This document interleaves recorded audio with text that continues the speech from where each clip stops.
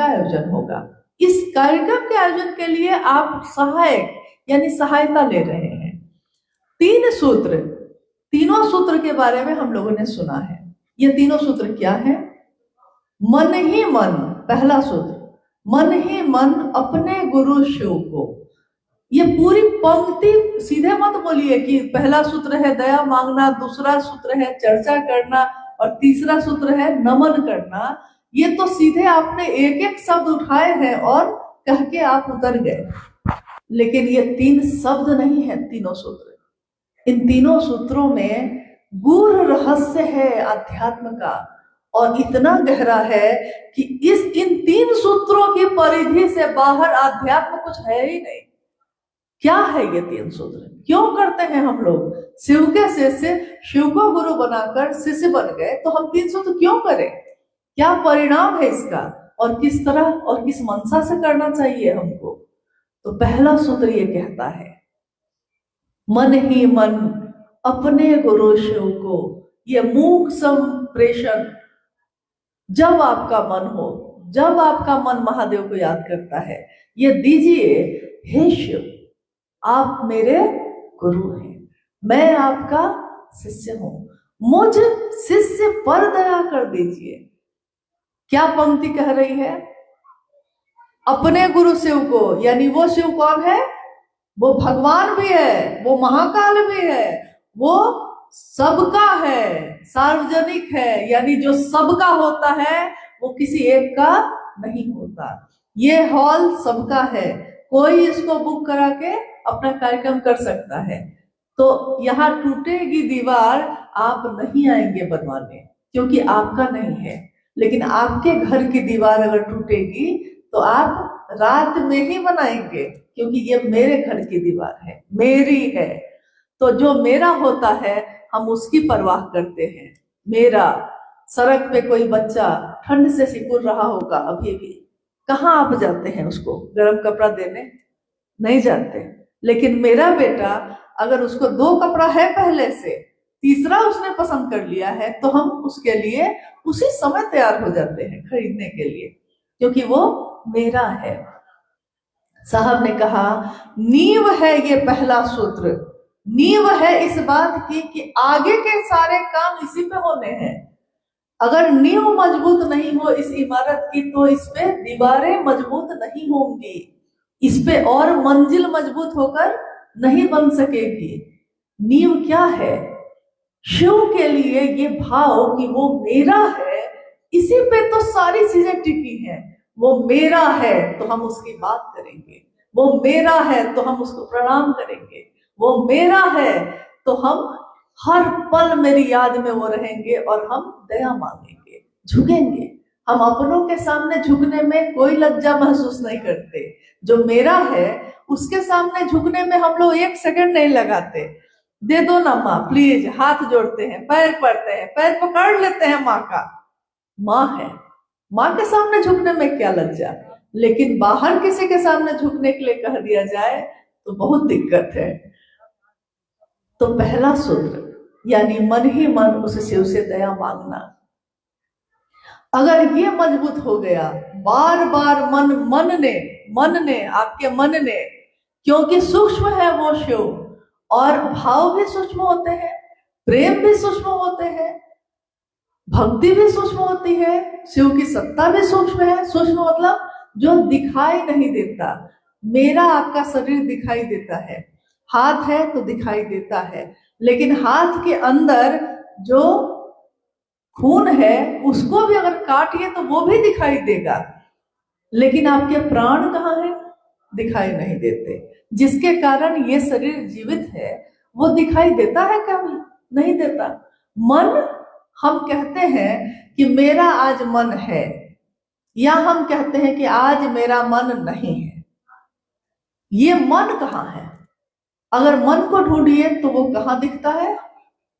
आंख दिखती है, कान दिखता है, शरीर का अंग अंग दिखता है, लेकिन ये मन कहाँ है? तो मन कहीं नहीं दिखता, अदृश्य है, वो दिखाई नहीं देता। लेकिन आपके पूरे शरीर का संचालन वही कर रहा है जो दिखाई नहीं देता।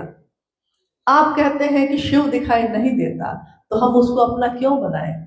शिव दिखाई नहीं देते तो वो हमको दीक्षा कैसे देंगे? शिव दिखाई नहीं देते तो ज्ञान कैसे देंगे? हम कहते हैं ये बात, लेकिन आपका मन भी तो दिखाई नहीं देता, आपका संचालन वही करता है। अभी इसी क्षण बैठे हुए हम सब हैं यहाँ, अगले पल, अगले सेकेंड में आपके मन में क्या विचार आएगा आप बता सकते हैं? अभी तुरंत एक पंक्ति के बाद हम क्या बोलने वाले हैं हमको भी नहीं पता, आप क्या सोचने वाले हैं आपको भी नहीं पता। तो जब यहां तक पता नहीं कि अगले पल में हम क्या सोचेंगे, मेरा दिल अभी जिसको प्रेम करता है, एक बार कोई आके उसके बारे में कुछ बताता है और तत्क्षण उसी समय उसी हृदय में उसके लिए नफरत पैदा हो जाती है। अभी अभी जिसके लिए जान देने की बात करते थे, एक बात किसी ने आके क्या बताई कि उसी दिल में नफरत पैदा हो गई। यानी आपके दिल पे भी आपका इख्तियार नहीं, आपके भाव, आपके विचार, आपका मन किसी चीज पे विश्वास नहीं, कभी भी बदल सकता है। उसी मन पे जो अदृश्य है, एक मशीन मान लीजिए, साहब श्री ने कहा ये मन क्या है? एक अदृश्य मशीन जो विचारों को पैदा कर रही है लगातार, रुकती ही नहीं। जीवन का हर चीज रुक जाए लेकिन मन जो विचार पैदा करता है वो नहीं रुकेगा। उसकी तुलना साहब श्री ने की कि ये मन कैसा है जो कभी नहीं रुकता। तो उन्होंने कहा कि एक बंदर को देखा है आपने? बंदर बैठा भी होगा तो हिलता ही रहेगा, खुजलाता रहेगा, कुछ ना कुछ करता रहेगा, पहले ही उसका स्वभाव ऐसा है। और अगर उसको नशा कर दिया जाए, नशा कुछ पिला दिया जाए, पहले से इतना चंचल है और नशे में धुत हो जाए तो वो कैसा करेगा? वैसा ही इंसान का मन होता है। उस मन में अगर ये पहला सूत्र जो है, हे शिव आप मेरे गुरु हैं, मैं आपका शिष्य हूं, मुझ शिष्य पर दया करिए, ये बार बार बार बार बार बार दोहराया जाएगा तो मन पे असर होगा कि नहीं? क्योंकि मन एक ऐसी मशीन है कि उस पे जो विचार चढ़ाइएगा वो उसी को दोहराने लगता है। मैं तुमको प्रेम करती हूँ, अब मन वही दोहरा रहा है। हम उस आदमी को देखना नहीं चाहते, अब मन उसी को दोहरा रहा है। यानी जिस बात का विचार आपने उसमें प्रवेश करा दिया है उसको दोहराया जा रहा है। लेकिन दोहराते दोहराते कहते हैं कि झूठ कहते कहते भी एक दिन सांच बनी आई। झूठ कहते कहते भी एक दिन मन समझने लगता है कहीं ये सच तो नहीं है, और सच समझ बैठते हैं हम, और सच होता भी है। गहरा होना, विचार का ठहर जाना, विचार का गहरा होना, यानी ये बन गया अब क्या? भाव। जैसे पानी कभी जम जाता है तो बर्फ बन जाता है, और कभी अगर गर्मी ज्यादा हो गई या चूल्हा पे चढ़ा दीजिए तो भाप बन के उड़ जाता है। वैसे ही मन में ही ये सारी चीजें हैं, विचार, भाव, प्रेम, सब अवस्था अलग अलग है, चीज एक ही है। उसमें ये बार बार कहना, मुझे शिष्य पर कभी आपने ध्यान दिया है कि हम बोलते कुछ है और सोचते कुछ है और करते कुछ और है, यानी कथनी और करनी में काफी अंतर है। मुझे शिष्य पर दया करिए, हम कहते हैं अपने पति को कि मैं आपकी पत्नी हूं, पत्नी का जो कर्तव्य होता है हम करते हैं, आप भी पति का कर्तव्य निभाइए। यानी पत्नी के भाव से हम कह रहे हैं पति को, तो पति भी पति का भाव दे रहे हैं। जो भाव इधर से वो भाव उधर से। ये मामला तो सब संबंधों में ऐसा ही होता है। माँ है तो बेटा का भाव है, भाई है तो भाई का भाव है, दोस्त है तो दोस्त का भाव है, दुश्मन है तो दुश्मन का भाव है, गुरु है तो शिष्य का भाव है, शिष्य है तो गुरु का भाव है। कहते हैं गुरु की दुनिया में शिष्य के सिवा कोई नहीं, और शिष्य की दुनिया में गुरु के सिवा कोई नहीं। अब हम बोलते तो पहले सूत्र में यही है, हे शिव आप मेरे गुरु हैं, मैं आपका शिष्य हूं। बोल तो यही रहे हैं, मैं आपकी बहन हूं, मैं आपकी पत्नी हूं, मैं आपकी भाई हूं, मैं आपकी दोस्त हूं, मैं आपकी दुश्मन हूं, मैं आपकी शिष्य हूं। तो बाकी सभी संबंधों में हमको ये समझ है कि जो बोले हैं उसी भाव से खड़े भी हैं, लेकिन शिष्य बोलते तो हैं और खड़े किस भाव से हैं? क्या शिष्य भाव से खड़े हैं? गुरु से सीखने के लिए खड़े हैं या गुरु के अनुशासन में रहने के लिए खड़े हैं? नहीं। वहां बोली में तो ये बोलते हैं, लेकिन भाव ये है कि मेरे पति की नौकरी लग जाए, मेरे भाई की शादी हो जाए, मेरा बेटा मैट्रिक पास कर जाए, मेरे पेट में दर्द है तो दर्द ठीक हो जाए। नहीं, बोलते तो यही है हम लोग।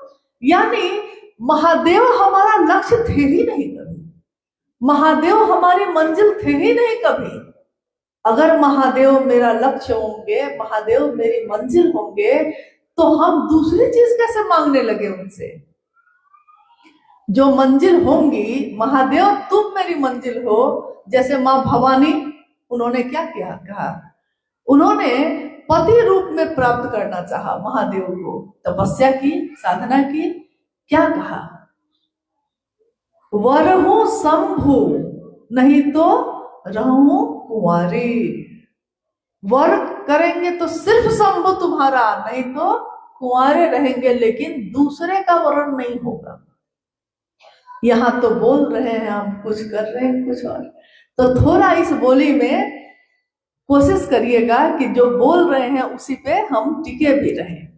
अब दूसरे सूत्र में हम लोग बात करते हैं शिव की चर्चा का। शिव की चर्चा आज तक इतिहास में कहीं भी आपने देखा होगा, रामायण कथा होती है, महाभारत कथा होती है, शिव पुराण की कथा होती है। शिव चर्चा ये शब्द कभी सुना है? शिव शिष्यता से पहले, शिव को गुरु बनाने से पहले आपने कहीं भी किसी ग्रंथ में, किसी मत में शिव चर्चा ये शब्द सुना है? कभी नहीं सुना है। चर्चा करना मतलब बात करना, क्योंकि हम इस दुनिया में रह के अब हमारा परिवेश वैसा नहीं है कि हम तपस्या करने जंगल में जा सकें। कितने लोग जा सकेंगे? अगर अभी कहा जाए तो हम में से कितने लोग जा सकेंगे?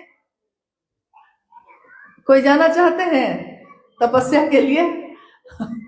कोई नहीं जाना चाहता। किसी को कहा जाए कि ब्रह्मचारी बन जाइए, घर गृहस्थी छोड़िए, चलिए, अब कितने लोग हो सकता है? 1-2 लोग चल दे। बाकी लोगों का क्या होगा? यहाँ तो जगत गुरु की बात हो रही है। यानी जगत का एक एक व्यक्ति जैसा भी है वो शिव को अपना गुरु बना सकता है और शिव की चर्चा कर सकता है। जीवन में रहते हुए जीवन मुक्त होना, गृहस्थी है, बच्चा है, परिवार है, व्यापार है, नौकरी है, सारा काम करते हुए और तब शिव के ध्यान में रहना, आप क्या समझते हैं? ये मामूली साधना है। आज तक के इतिहास में कोई साधु और संत भी ऐसा नहीं कर सका, क्योंकि शिव के ध्यान में जाने के लिए उसने जगत की सारी चीजों को छोड़ा, अपने शरीर को, अपने मन को तपाया, तब कहीं जाके ईश्वर के ध्यान में वो आ पाया। लेकिन सुबह उठ के आप एक तरफ दुकान भी खोलते हैं, काम भी कर रहे हैं, सारे स्टाफ को देख रहे हैं, घर में खाना भी बन रहा है, सफाई भी हो रही है, कपड़ा भी धुल रहा है, और सारे काम करते हुए भी महादेव नहीं भुला रहे हैं। ये क्या हुआ है? इससे पहले हमारे साथ ऐसा हुआ था? ये कौन आया? रोशन हो गई महफिल जिसके नाम से। ये कौन आया है मेरे मन में? ये कौन प्रवेश किया मेरे मन में, जिसके कारण मेरे घर का कोना कोना रोशन हो गया, मेरा मन उजियारा हो गया, और हम उसको भूल नहीं पा रहे हैं, जबकि घर का काम कर रहे हैं, जबकि व्यापार कर रहे हैं, नौकरी कर रहे हैं, लेकिन हम उनको भूल नहीं पाते। हम शाम में चर्चा में जाएंगे, लेकिन सुबह आंख खुली है तब से वही ध्यान में क्यों आ रहे हैं? ऐसा पहले तो नहीं हुआ था। नहीं, पहले तो हमारे दिल की हालत ये नहीं थी कि आंख खुली है तो दूसरा सारा काम करते हुए भी ध्यान में वही आ रहा है कि जाएंगे शाम में, लेकिन याद तो सुबह से ही है, जाएंगे कल, लेकिन सोते समय भी याद उसी की है। जिसकी नींद में भी शिव अवस्थित है, ऋषि उसे ही कहते हैं। ये साहब श्री की वाणी है जो ऋषिकेश में उन्होंने अपनी शिव चर्चा में कही कि जानते हैं ऋषि किसको कहते हैं? जिसकी नींद में भी शिव अवस्थित है, आंख में भी वही बसे हैं। शिव की चर्चा करना मतलब महादेव की बात करना और सुनना। करना भी अच्छा लगता है, सुनना भी अच्छा लगता है। बोलने से ज्यादा तो सुनना अच्छा लगता है कि हम चुप रहते, कोई दूसरा बोलता रहता, बोलता ही रहता। क्यों ऐसा लगता है? क्योंकि जो प्रिय हो जाता है उसका नाम सुनना अच्छा लगता है, उसके बारे में बात सुनना अच्छा लगता है। जिससे भी हमारा हृदय प्रेम करता है, कोई दूसरा उसका नाम लेता है तो हमको अच्छा लगता है। नहीं, नाम तो दूसरा लिया है, अच्छा आपको क्यों लग रहा है? क्योंकि आपका हृदय प्रेम करता है उसको। मेरे भाई की बड़ाई हो रही है, आपको क्यों अच्छा लगा? क्योंकि भाई मेरा है। साहब श्री को भी यही ना अच्छा लगा। हम क्या दे सके अपने साहब को? क्या दे सकते हैं? उनको मात्र इतना ही अच्छा लगा कि जिस शिव की बात मैं करता हूं तुम भी उसी शिव की बात करो। जिस शिव से मेरा लगन है तुम्हारा लगन भी उसी से हो जाए। इससे सुंदर बात क्या होगी? लेकिन जगत के प्रेम में वो लक्षण नहीं होता। जगत का प्रेम यानी लौकिक प्रेम, उसमें ये बात नहीं होती। लौकिक प्रेम में जिससे प्रेम होगा आपको, वो किसी दूसरे की तरफ देख ले, आप उसका हाल खराब कर दीजिएगा। दूसरे की तरफ देखे कैसे? मतलब लौकिक जगत का प्रेम, उसमें क्या है कि दूसरे से देखे कैसे, उससे बात कैसे किए, कहीं मेरा तो नहीं, हमसे तो नहीं छूट जाएगा, कहीं हमको तो नहीं भूल जाएगा, भय है अंदर से। लेकिन ईश्वर से प्रेम में भय नहीं है। राजस्थान की थी ना माँ मीराबाई, मीरा को कृष्ण से प्रेम हुआ, ऐसी लागी लगन मीरा हो गई मगन, वो तो गली गली हरि गुण गाने लगी, महलों में पली बन के जोगन चली, मीरा रानी दीवानी कहाने लगी। मीरा रानी थी, अपना अस्तित्व भूल गई। जब ईश्वर से प्रेम होता है, उस परम सत्ता से प्रेम होता है, तो व्यक्ति अपना अस्तित्व भूलकर उसके नाम का गुणगान करने लगता है। यानी महादेव से प्रेम हो, और क्या मीरा को कृष्ण से प्रेम है तो जिसने भी कृष्ण का नाम लिया होगा उसको उससे भी प्रेम हुआ होगा। जो शिव का शिष्य होगा, शिव से प्रेम होगा। शिव से प्रेम होगा तो शिव से जुड़ी सारी चीजों से प्रेम होगा। सारे गुरु भाई गुरु बहनों से प्रेम होगा। जो अपमान देगा उससे भी प्रेम होगा, जो सम्मान देगा उससे भी प्रेम होगा, जो नहीं पूछेगा आपको उससे भी प्रेम होगा, साहब की बनाई हुई व्यवस्था से प्रेम होगा, हर बात से प्रेम होगा, क्योंकि उससे प्रेम है।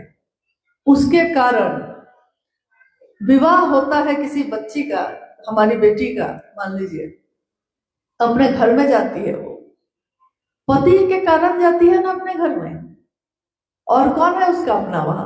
कोई नहीं। लेकिन पति अपना हुआ है तो इसके कारण वो पति के माँ को भी माँ समझती है, पिता को भी पिता समझती है, देवर को भी भाई समझती है, ननद को भी बेटी समझती है। क्यों? क्योंकि प्रेम तो पति से हुआ है ना, वो उससे हुआ तो उससे जुड़ी सारी चीजों से हो गया, उससे हो गया तो जो उसके लिए है वो मेरे लिए है।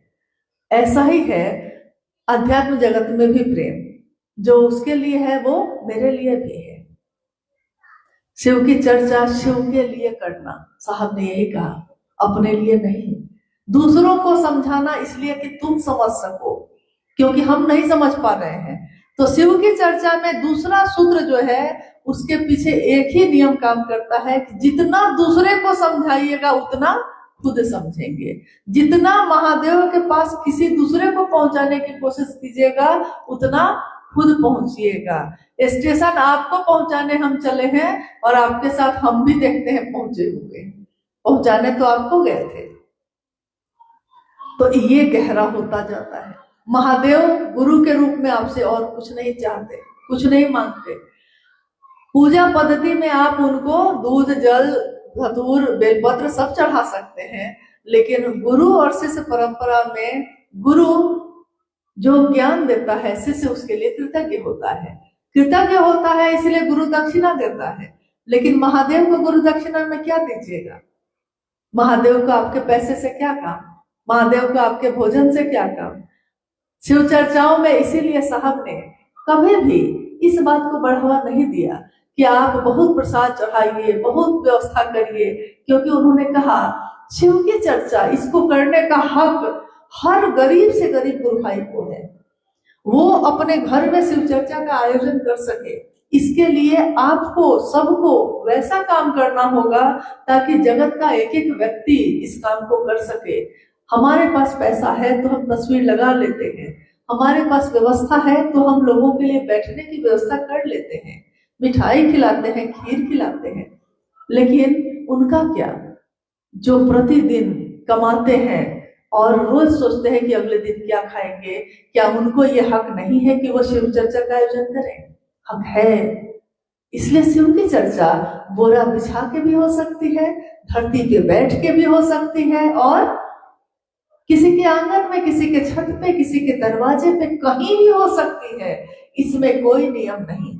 इसमें कोई रख दिया तस्वीर तो हटाते भी नहीं है, किसी ने खिला दिया है तो खा लेते हैं, कोई नहीं खिलाता है तो मांगते भी नहीं है। नहीं, यानी किसी भी परिस्थिति में वो शिव की बात कर सकता है, इसके लिए कि उसने शिव के लिए शिव को चाहा है। और तीसरे में नमन करने की प्रक्रिया है। नमन यानी आपका मन झुकेगा तभी ना। और नमन की प्रक्रिया सबसे सुंदर है अजपा जप। रुद्राक्ष की माला पे तो हम लोग करते हैं, 24 घंटे में एक बार आप कर सकते हैं, लौकिक कष्ट कम होंगे, ये भी बात सच है।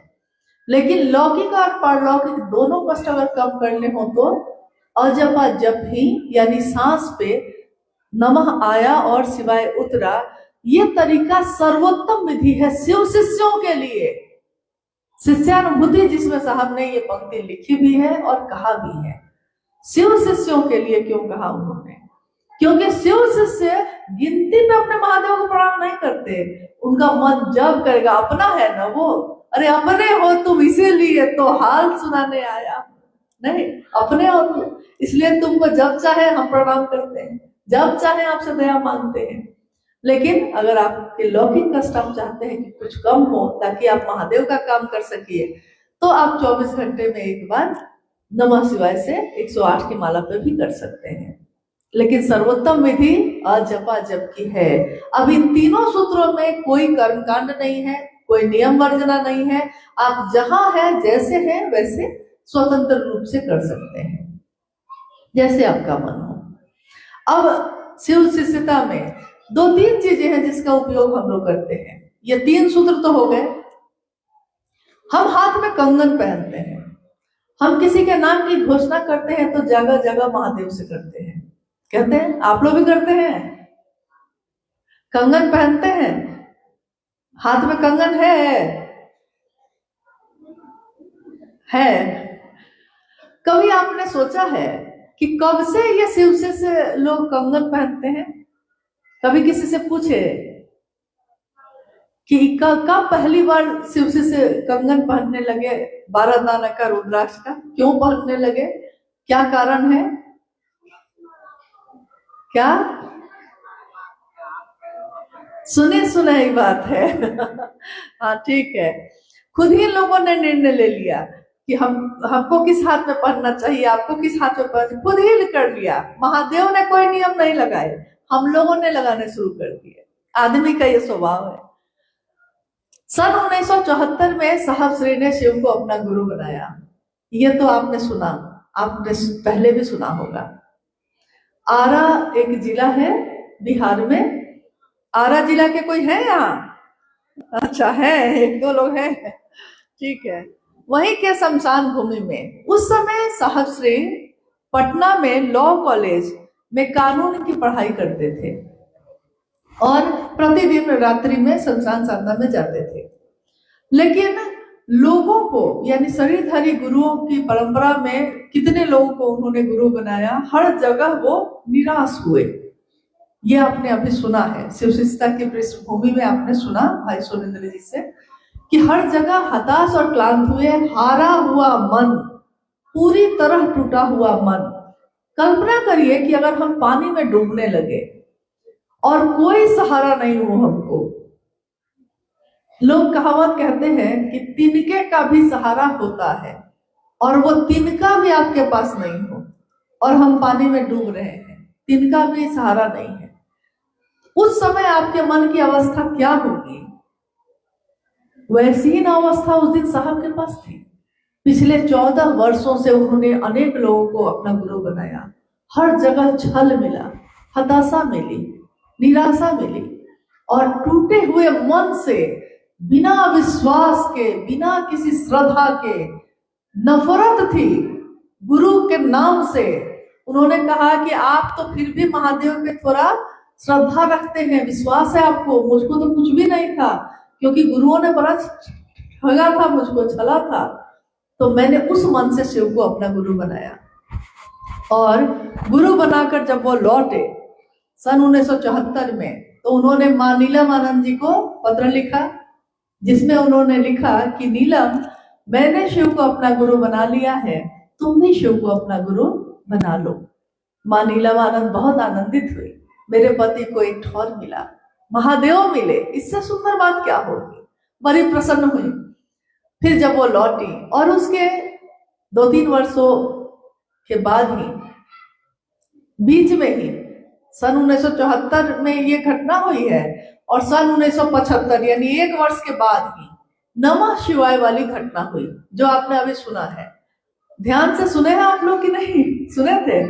नमः सांस के साथ, यानी हवा के साथ नमः सांस पे चढ़ा और शिवाय उतर गया। ये घटना हुई, यानी साविधि। अभी मैंने आपको कहा है, शिव शिष्यों के लिए सर्वोत्तम विधि है अजपा जप, क्योंकि जो शिव के शिष्य के साथ घटा, वही ना शिव शिष्यों के लिए महादेव की तरफ से आया है। और महादेव की तरफ से क्या आया था? साविधि, विधि के साथ। साहब श्री के सांसों पे नमः चढ़ा और शिवाय उतर गया। तो शिव शिष्यों के लिए तो शिव से यही आया था।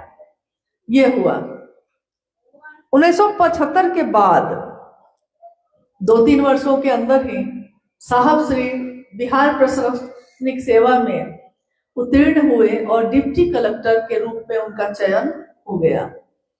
पहली पोस्टिंग उनकी गया में एक जगह पे 2-3 महीने के लिए हुई, लेकिन उसके तुरंत बाद पलामू एक जिला है, अब झारखंड में है, मनातूगढ़ का नाम आप लोग ने सुना है कभी?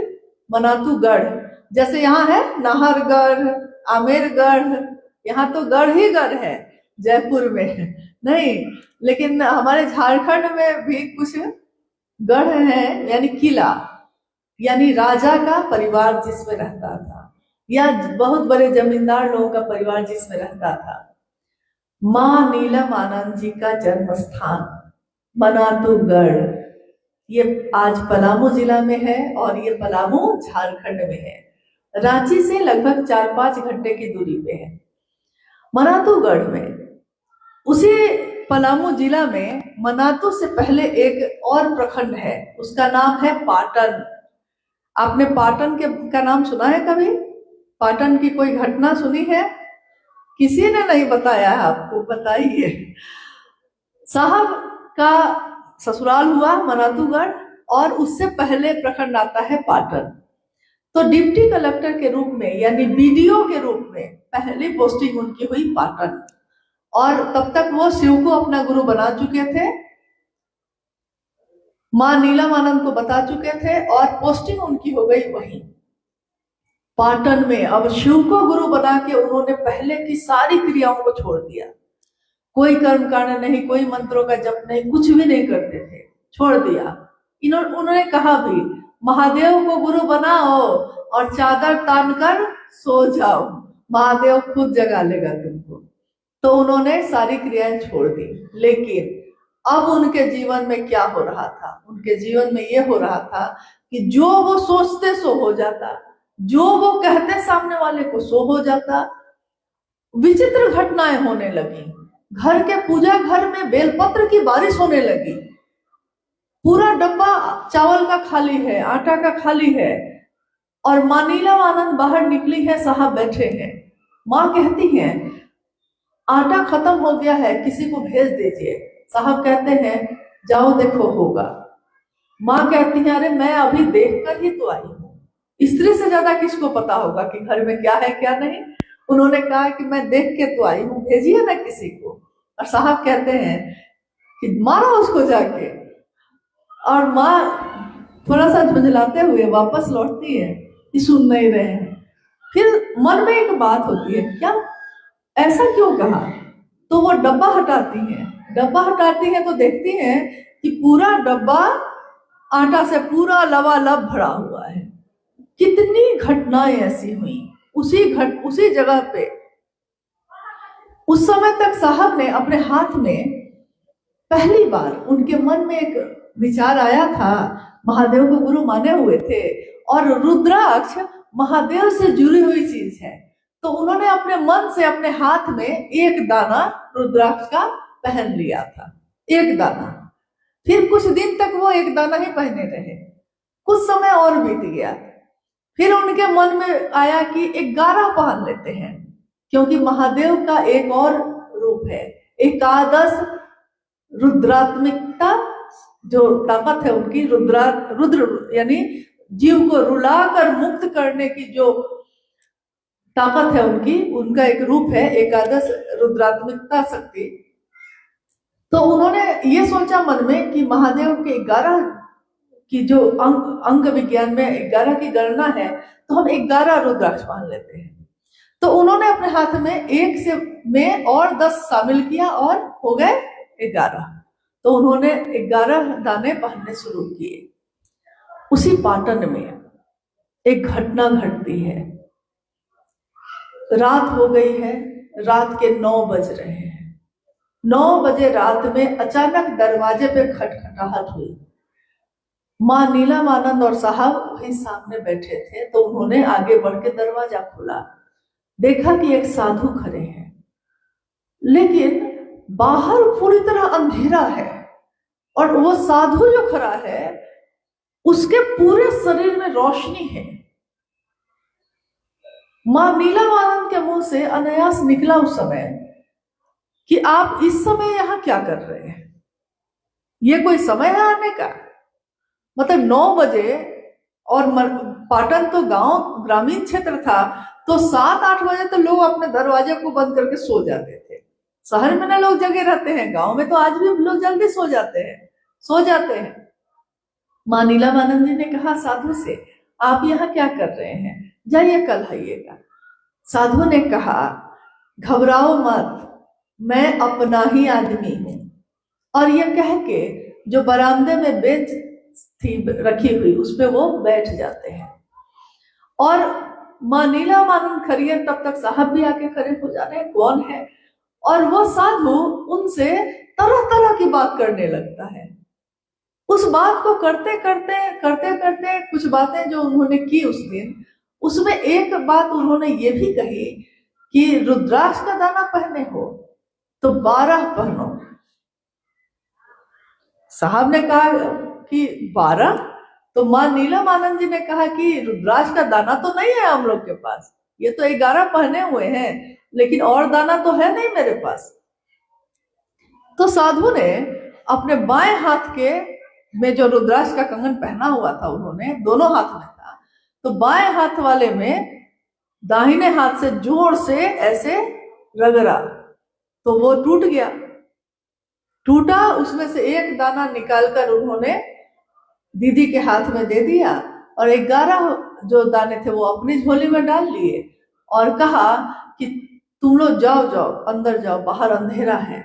माँ नीलमानंद उनको कहने लगी कि नहीं आप आइए बैठिए, लेकिन उन्होंने कहा कि जाओ ना तुम, अंधेरा है बहुत बाहर। और जैसे ही वो पलटती है तो देखती है कहीं कुछ नहीं है, पूरा अंधेरा है और कोई साधु नहीं, कुछ भी नहीं। वही दाना साहब ने अपने कंगन में फिर शामिल किया, 12 दाने का कंगन। और उसके 2 वर्षों के बाद उन्होंने देखा कि शिव पुराण में लिखा है कि रुद्राक्ष के दाने अगर हाथ में कलाई में आप धारित करिए तो 12 दानों का करना चाहिए, क्योंकि वो एक विज्ञान है। 12 राशि, 12 ज्योतिर्लिंग, इस 12 सूर्य इस विज्ञान पे आधारित है। ये घटना कब की है? सन 1981 की। 81 से ही धीरे धीरे फिर बाकी सारे शिवकेशे से जैसे जैसे साहब के संपर्क में आते गए और कलाई में कंगन पहनने लगे। अब आप कहिएगा क्या कंगन पहनने से कोई शिव का शिष्य होता है? तो नहीं, कंगन पहनने से नहीं होता, वो तो उसका मन ना शिव का शिष्य होगा। कंगन मदद करता है आपको शिव शिष्य होने में या शिव की चर्चा करने में।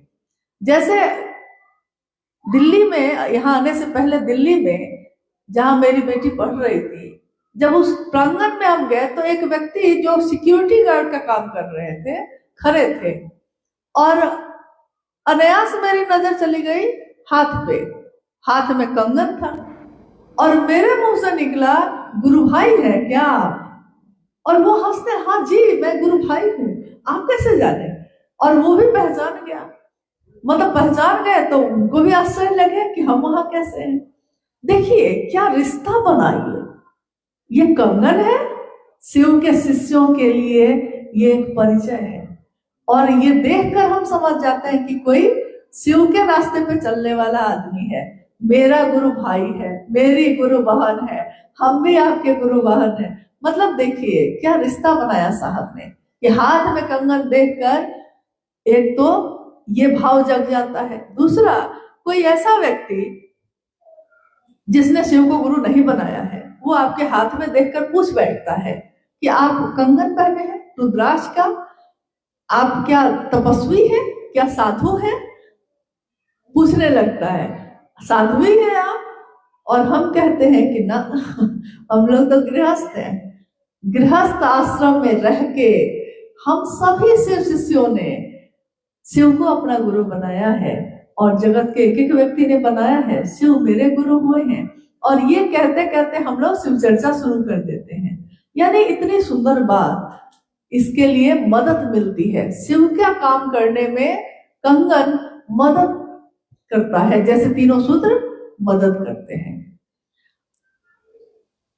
अब आप लोग की कोई जिज्ञासा है, और भी बहुत सारी बातें हैं, लेकिन समय का थोड़ा अभाव तो रहता ही है। एक दिन में तो सारी बात हो नहीं सकती है। मुझको लगता है कि शायद आप में से बहुत ऐसे लोग होंगे जिन्होंने ये जाना ही नहीं, साहब दीदी के जीवन को नहीं जाना है, शिव शिष्यता कैसे आई ये नहीं जाना, क्यों शिव के शिष्य कंगन पहनते हैं, क्यों शिव के शिव अजपा जप करते हैं, क्यों शिव के शिष्य गली गली घूमते हैं, क्या मिलता है? एक डिप्टी कलेक्टर को क्या मिलता था ये करके? राजघराने की बेटी राजमने नीलम आनंद को क्या मिलता था ये करके? ये कभी जानने की कोशिश करिए, लोगों से बात करिए, पूछिए। कुछ नहीं बताता है कोई तो उनकी लिखी हुई किताब है, आप अनमिल आखिर की घटनाओं को पढ़ सकते हैं। आओ चले शिव की ओर पढ़ सकते हैं। साहब की लिखी हुई शिष्य अनुभूति है, सन 1990 में उन्होंने लिखी थी शिष्यानुभूति, एक शिष्य की अनुभूति अपने गुरु के लिए। वो किताब तो फ्री मिलती है, मुफ्त मिलती है, मुख्यालय से आप मंगा सकते हैं। आप यहाँ से अगर कोई कहेंगे तो यहाँ हम लोग भेज देंगे, ताकि साप्ताहिक चर्चा स्थलों पे आप उसका उपयोग करिए, उसको पढ़िए। और इससे आपको ये भी तरीका पता होगा कि सिर्फ भजन करना शिव की चर्चा नहीं होती, शिव की बात करना शिव की चर्चा होती है। आइए अब हम लोग कुछ जिज्ञासाओं पे बात कर लेते हैं, क्योंकि आप लोग भी दूर से आए हैं और काफी देर से बैठे हैं। कोई जिज्ञासा है भाई?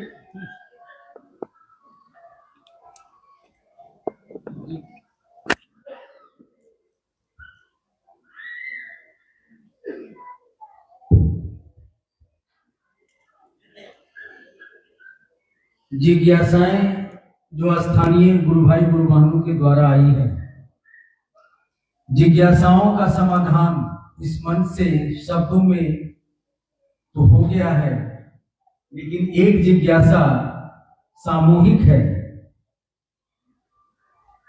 कुछ लोग शिव चर्चा में भिन्न भिन्न देवी देवता का भजन गाते हैं, जबकि साहब ने कहा है शिव चर्चा में चर्चा करने के लिए समझाने पर नहीं समझते। क्या किया जाए जिससे गुरु कार्य जयपुर ही नहीं पूरे राजस्थान में तेज हो, कृपया बताया जाए। गुरु कार्य कैसे तेज हो? जो जिज्ञासा अभी पढ़ी गई आपने सुना।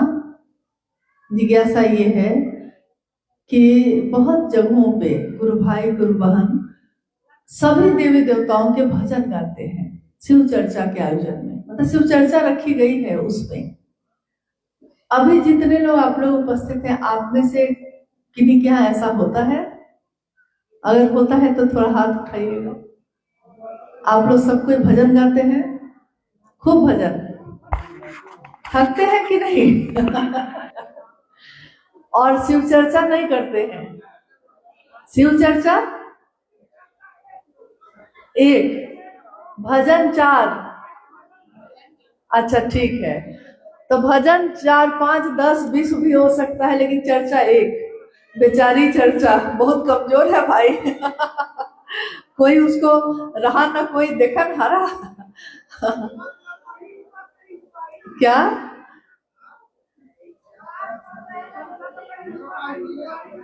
अच्छा ठीक है, देखिए एक बात ये भी हो सकती है, मतलब ये आप लोग बताइएगा कि क्या ये बात सच है। होता क्या है कि शिव को कोई आया है हमसे बात करने, महादेव को गुरु बना लीजिए, हम उसकी बात सुन के महादेव को गुरु बना लिए, लेकिन उसके बाद तो उससे भेंट हमको हो नहीं रही है। तो गुरु बना के शिव दया मांगना, चर्चा करना, नमन करना, ये तो सुन लिया हमने, लेकिन गुरु बना के चर्चा हम करेंगे क्या, बोलेंगे क्या, ये तो बताया नहीं। तो होता क्या है कि नई नई जगहों पे शुरू में इसमें थोड़ी दिक्कत ये होती है कि उसको पता ही नहीं है कि हम क्या बात करें। इसके कारण भी कुछ नहीं समझ में आता है, तो लोग कम से कम सोचते हैं कि भजन ही गा लेते हैं, गीत ही गा लेते हैं। क्या ऐसा है? या उसमें अच्छा लगता है इसलिए ये काम करते हैं? क्योंकि भजन गाना तो अच्छा लगता है, सुनना भी अच्छा लगता है। गीत किसको नहीं पसंद? गीत संगीत किसको नहीं पसंद है? कौन ऐसा दुनिया में है जो, साहब खुद इतने गीत सुनते थे? हाँ, गाते नहीं थे। साहब ने कहा कि अगर मैं गाऊंगा तो आप लोग भाग जाइएगा, मेरी आवाज ऐसी है। तो वो सुनते थे। यानी सुनना और गाना खराब बात नहीं है, लेकिन किस स्थान पे हम क्या काम करें ये महत्व रखता है। हम डॉक्टर से अपने शरीर की चिकित्सा कराने जाते हैं, तो क्या वहां बैठ के हम भजन गाते हैं? नहीं गाते। क्या वहां हम अपने घर की बात करते हैं? नहीं, डॉक्टर सुनेगा ही नहीं। वो कहेगा कि तुम हो पेशेंट, हम हैं डॉक्टर। तो बस डॉक्टर, पेशेंट बन के आए हो, पेशेंट बनो, बीमारी बताओ, दवा लिखते हैं, खाओ और जाओ। नहीं, स्कूल में बच्चा गया है पढ़ने, अब उसके माँ बाप क्या करते हैं, किस राज्य से आया है, क्या खाता है, क्या पीता है, मास्टर को उससे क्या मतलब? यानी वहां भी काम नहीं चलेगा। कभी कभी आयोजन होते हैं, जैसे शिवरात्रि का आयोजन हम लोग करते हैं, उसमें हरा भोला हरा शिवा का संकीर्तन होता है, 1.25 घंटा, 3 घंटा, 5 घंटा लोग करते ही हैं। लेकिन उसकी भी गरिमा होती है, उसमें भी देह हाथ छोड़ के नाचने नहीं लगते हैं। यह गुरु का मंच है, यह गुरु की जगह है। मंच मतलब ये नहीं समझिएगा कि ये जो मंच बना है मतलब यही मंच। मंच वो भी होता है जो आपने अपने घर में चादर बिछाई है ना, और कहा है किसी को कि आइए यहाँ बैठ के महादेव की बात करिए, तो वो अब जगह है गुरु की, और गुरु की जगह पे बैठ के शिष्य गुरु की बात कर रहा है। तो क्या वहां अनुशासनहीन होना संभव है? स्कूल में जाके मास्टर के अनुशासन में विद्यार्थी रहता है कि नहीं? डॉक्टर के पास जाके पेशेंट अनुशासन में रहता है कि नहीं? कहीं भी जगह के अनुसार ना आप व्यवहार करते हैं। आप सामान खरीदने गए हैं, आपको नृत्य बहुत पसंद है, गीत बहुत पसंद है, लेकिन दुकान पे गए आप सामान खरीदने, उसको गीत थोड़े ही सुनाने लगते हैं? नहीं। हाँ, अपने घर में कुछ हो रहा है तो हम गीत गाते हैं, नहीं है। यहाँ का राजस्थान का घूमर घूमर घूमर विश्व में प्रसिद्ध है ये नृत्य। विश्व के में मतलब ये नृत्य होता है। घूमर बहुत खूबसूरत है, यहाँ की संस्कृति है ये। लेकिन कब होता है? सुबह से रात तक तो नहीं करते लोग, जब उसका समय हो, जब उसका आयोजन हो तभी ना। तो वैसे ही जगह और स्थिति, स्थान, काल, पात्र, ये सब देखते हुए ही हम लोग कोई भी काम करते हैं। तो स्थान, काल, पात्र क्या है? स्थान शिव के चर्चा का स्थल। पात्र कौन है? आप और हम जो हम बैठे हैं। और बात किसकी कर रहे हैं? महादेव की। काल क्या है? वो समय, यानी शिव चर्चा का समय। तो उस समय हमको वो करना होगा जो हमारे वरेण्य गुरु भ्राता ने हम लोग को कहा है। शिव की चर्चा में क्या करना? शिव की चर्चा करना, शिव की बात करना। हाँ, बीच में लगातार बात सुनते सुनते लोगों का मन थोड़ा भर जाता है, नहीं समझ पाते हैं। जैसे आपने देखा होगा कि आदमी का दिमाग जो है 45 मिनट से ज्यादा कोई बात को ग्रहण नहीं कर पाता। इसीलिए क्लास में देखते होंगे 45 मिनट बाद 10 मिनट का ब्रेक रहता है। किसी भी क्लास में 10 मिनट का ब्रेक देता है। कारण यही है कि 45 से 50 मिनट तक तो वो दिमाग रिसीव करता है, उसके बाद उसको ब्रेक चाहिए, उसको थोड़ा समय चाहिए। तो शिव चर्चा का आयोजन जब होता है तो बीच में कभी कभी एकाध भजन होते हैं, ऐसा नहीं कि नहीं होते हैं। लेकिन 2 चर्चा 3 चर्चा हो गई है तो एक भजन कर सकते हैं, वो भी जरूरी नहीं है। अगर आपको लग रहा है ऐसा तब करिए। बाकी शिव चर्चा में जो साप्ताहिक चर्चा सब होती है 2-3 घंटे का समय बहुत है। 2 से 3 घंटा, 2 घंटा है या बहुत हुआ तो 3, 2-3 घंटे में साप्ताहिक चर्चा खत्म कर दी जाती है। क्यों? क्योंकि उसमें शामिल होने वाले गुरु भाई गुरु बहन अपने घर को भी देखते हैं, अपने परिवार को भी देखते हैं, अपने बच्चों को पढ़ाते भी हैं। परसों ही एक गुरु भाई बोले कि कुछ गुरु बहन लोग मिलना चाह रही हैं, तो हम बोले सुबह 9 बजे बुला लीजिए। उन्होंने मेरे सामने फोन लगाया और गुरु बहन ने कहा कि 9 बजे नहीं आ सकेंगे हम, क्योंकि हम बच्चे को पढ़ा रहे हैं। तो मैंने कहा कि नहीं, छोड़ दीजिए, मत बुलाइए। क्यों? सही बोल रही है वो, क्योंकि उनको शिव चर्चा भी करनी है, शामिल भी होना है, लेकिन अपने बच्चे की परवरिश भी करना उनका दायित्व है। साहब श्री ने जो शिव के शिष्य इस कालखंड के इतनी बड़ी जगह पे रहे, उन्होंने डिप्टी कलेक्टर की ड्यूटी भी की 10 से 6, अपने परिवार को देखा, अपने बच्चों को भी देखा। ऐसा तो नहीं कि सड़क पे छोड़ दिया किसी को, लेकिन उन्होंने अपने गुरु शिव का भी काम किया। महादेव का काम करने के लिए हमने शिव से कही अपनी मजबूरियां। हम लोग महादेव से अपनी मजबूरी कहते हैं महादेव को कि महादेव मेरे पास समय नहीं है, हाँ हम व्यस्त रह गए, क्या करें, सब कुछ तो हो पाता है, महादेव का काम नहीं हो पाता। मैंने शिव से कही अपनी मजबूरियां, शिव को लेकिन ये सारे बहाने लगे। मैंने महादेव से कही अपनी मजबूरियां, मैंने शिव से कही अपनी मजबूरियां, शिव को लेकिन ये सारे बहाने लगे। और दुनिया कहती है अरे महादेव को छोड़ो ना, अपना काम देखो। तो शिव का शिष्य थोड़ा भी अगर जुड़ा है ना तो वो कहेगा कि शिव से एक पल में कैसे बिछड़ जाए हम, जिनसे मिलने में हमको जमाने लगे, जमाना लग गया तब कहीं जाके महादेव मिले हैं, और आप कहते हैं कि उनसे बिछड़ जाए, उन्हीं को छोड़ दे। हम उन रिश्तों को भी नहीं छोड़ते जिन्होंने हमें सिर्फ दुख दिया है, फिर भी हम उन रिश्तों को नहीं छोड़ते, फिर भी हम उनको ढूंढते हैं और मिलने पे आह्लादित होकर गले से लगाते हैं, जबकि उन्होंने तकलीफ दी है, नफरत दी है। और महादेव ने तो करुणा बरसाई है, महादेव ने तो दया बरसाई है। तो उनको छोड़ने की बात हर समय करते रहते हैं, क्योंकि महादेव कुछ नहीं बोलते। भाई को छोड़ेंगे तो वो बोलेगा ना, परिवार को छोड़ेंगे तो बोलेगा, पति को छोड़ेंगे तो तलाक लेना पड़ेगा।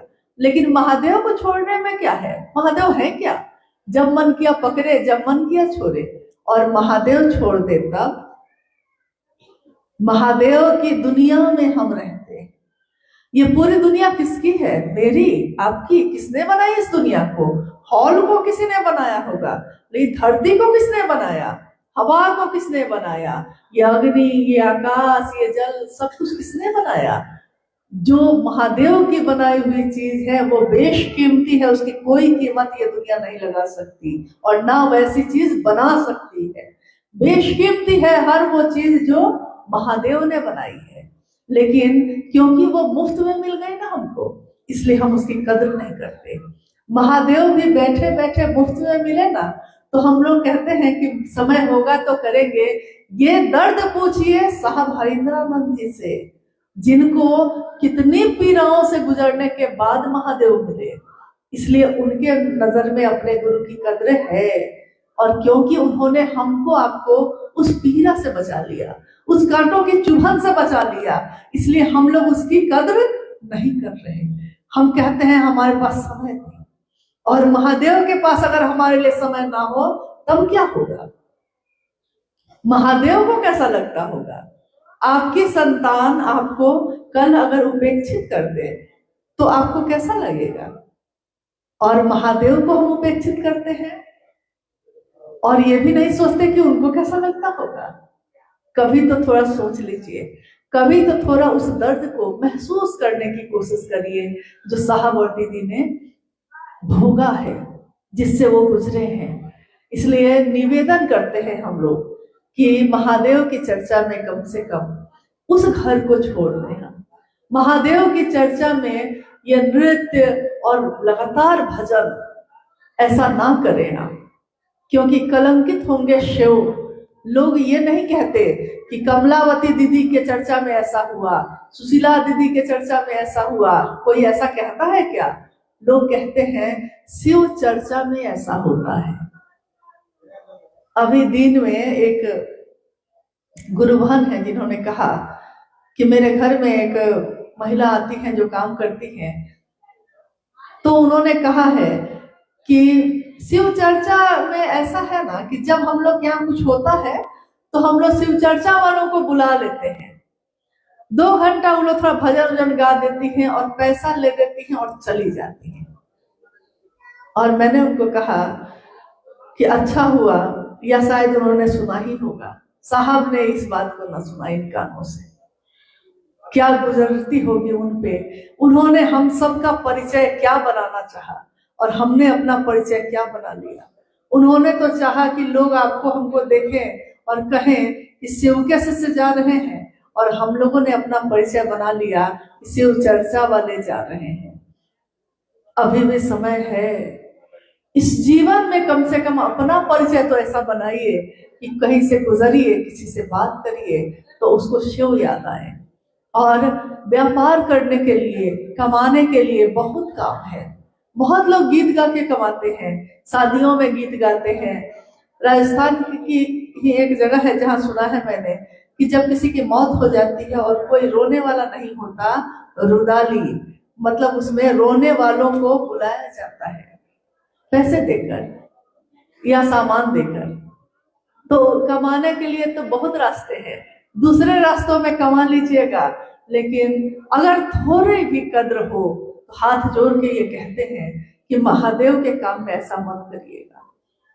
कम से कम अपने साहब दीदी के लिए मत करिएगा, अपने महादेव के लिए ऐसा मत करिएगा, क्योंकि उन्होंने हमेशा करुणा बरसाई है और बदले में हम शिव के शिशु को ये दे, ये तो सही नहीं होगा। और कुछ है? अब आज की जो ये संगोष्ठी है अपने समापन की तरफ है। घटनाएं अनंत हैं, हरि कथा अनंत, हरि अनंत, हरि कथा अनंता। हरि भी अनंत है, हरि की कथा भी अनंत है। शिव की दुनिया में शिव की बात भी अनंत है, असीम है, और साहब और दीदी की बात भी असीम है। कितना भी उनके बारे में जानिएगा कुछ छूट ही जाएगा, क्योंकि हर बात तो नहीं जान सकते। शिव के तत्व को नहीं जानते, शिव शिष्य के तत्व को नहीं जानते, लेकिन जितना भर जानते हैं, जितना हमने सोचा है, जाना है, उतने भर में ही हम कहते हैं कि हम उनको बस प्रणाम कर सकते हैं और कुछ नहीं कर सकते। तव तत्वम न जानामि, हे शिव आपके तत्व को हम नहीं जानते। तव तत्वम न जानामि कीदृश्योसि महेश्वर, हे महेश्वर आप कैसे दिखते हैं, आपके तत्व को हम नहीं जानते। नहीं, या दृश्योसि महादेव तादृशाय नमो नमः। आप जैसे दिखते हैं देवों के देव महादेव, आप जैसे हैं जो हैं, हम आपको इन आंखों से नहीं देख पाते। आप हैं कण कण में, लेकिन इन आंखों से तो आपको हम देख नहीं पाते। तो आप जो हैं जैसे हैं, हम सब आपको प्रणाम करते हैं। और इस धरती पे जो राजस्थान की इतनी खूबसूरत धरती है, आप यहाँ बसे हैं, आपने इसको अपना घर बनाया है और अपने घर को हम लोग सुंदर से सुंदर बनाना चाहते हैं, सजाना चाहते हैं, रोशनी से, सजावट से, रंगोली से, फूलों से। और हम सबों की कामना है और हमारे साहब और दीदी की कामना भी है कि राजस्थान के हर कोने में, हर जगह पे, क्योंकि जोधपुर से भी गुरु महान है और भी जगहों से, अहमदाबाद से मैं देख रही हूँ कि हैं, तो जहां भी हम रहते हैं हम उसके कोने कोने को शिव शिष्यता से सजाएं, शिव की बगिया बनाएं। अलग अलग फूल तो हैं, हम लोग अलग अलग फूल है ना, कोई गुलाब का है सुगंध देता है, कोई दुर्गंध भी देता है, कोई कमल का फूल है कीचड़ में खिलता है, और कोई गुलाब की तरह डालियों में कांटों के ऊपर चढ़ के खिलता है। साहब हरिंद्रानंद जी ने कहा है कि गुलाब कांटों पे चढ़ के ही खिलता है, लेकिन दुनिया गुलाब की सुंदरता और उसके सुगंध को देखती है, कांटों की तरफ कोई देखता भी नहीं। इसलिए बनना है तो गुलाब बनिए, मतलब शिव की शिष्यता अपने दिल में खिलाइए। आप किन कांटों पे चढ़ के खिले हैं कोई नहीं देखेगा, लेकिन आपके दिल में जो शिव शिष्यता का फूल खिला है उसको दुनिया देखेगी, उससे दुनिया सुवासित और सुगंधित होगी। तो यही कामना है कि हम लोग का आना और आप लोग से बात करना थोड़ा भी सार्थक अगर होगा तो हम समझेंगे कि हमने अपने गुरु के लिए कुछ तो किया। दो बात सुन के भी अगर आपके कदम शिव की तरफ चलेंगे तो इतना ही हम लोगों के लिए काफी होगा। हम अपने गुरु के लिए कृतज्ञ हो सकेंगे और बाकी जीवन रहा तो फिर मिलते रहेंगे इस रास्ते पे, क्योंकि रास्ता भी एक है, गुरु भी एक है और हम सबकी मंजिल भी एक ही है। तो जब चलना तय है कि एक साथ ही चलना है, तो आइए सब मिलके चलते हैं सुंदर मन से, बहुत सुंदर तरीके से अपने महादेव के लिए। आप सभी के चरणों